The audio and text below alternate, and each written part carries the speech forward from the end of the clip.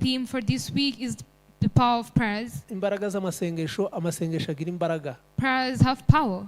Amasengesho azakiza abarwayi. Prayers heal the sick. Amasengesho azatanga urubyaro. Prayers give children. Amasengesho atanga akazi. Prayers give jobs. Amasengesho atanga ubuzima bwiza. Prayers gives good life. Amasengesho azatuma umuntu anezerwa akagira amahoro. Prayers give peace and joy. Biriya bintu byose twavuze tuzasengera. All the things we talked about that we pray Amasengesho agira for. imbaraga zo kubikora. Prayers have power to do them. Amasengesho yahinduye programme umunsi umwe Moridekayi arimo asenga yabonye ku bintu bikomeye agiye gupfa na bene wabo bagiye gupfa. Prayers changed the program one day when Mordecai was praying, seeing that they were about to die with his relatives. Aringinga arataka yambara ibigunira aravuga ati ibintu birakomeye ariko mwami udutabara. He prayed, he interceded, and he said, God, may you rescue us. Afata icemezo. And he made a decision. Aravuga ati aho kugira ngo mfe. He said, if I don't die na bene wacu with my relatives, ngiye gutanga raporo ku Mana. I'm going to give the report to God. Kugeza ubwo tugomba gutabarwa. Until we get rescued. Yarabikoze. He did that. Baratabarwa. And they were rescued. Ubwo ni ubushobozi bw'amasengesho n'imbaraga z'amasengesho. That's the power of prayers. Twitegereje Eliya.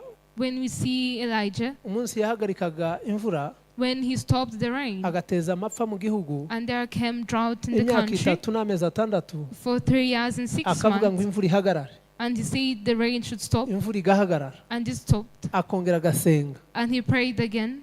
Imvura ikagwa. And rain poured. Ibyo ni bigaragaza imbaraga z'amasengesho. That's what shows the power of prayers. Amasengesho agira imbaraga. Prayers have power. Ariko ku bantu bemera. But to the believers, ku bantu bizera, to the ones who believe, abantu benshi ntabwo bizera. Many people do not believe. Nta nubwo bazi Imana ko ikomeye ari inyembaraga. And they don't also know that God is powerful. Kubera ko batarahura n'umwuka wera. Because they have not met with the Holy Spirit. Iyo duhuye n'umwuka wera, when we meet with the Holy Spirit, azaduha guhishurirwa, kumenya. He gives us to know.